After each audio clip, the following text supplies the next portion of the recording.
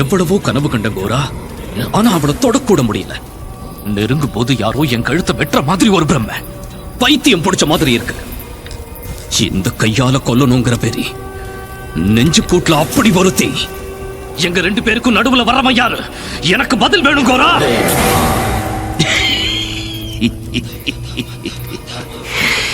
இந்த கோரா கிட்ட தீர்வு கிடைக்காத பிரச்சனையே இல்ல ரகுவே.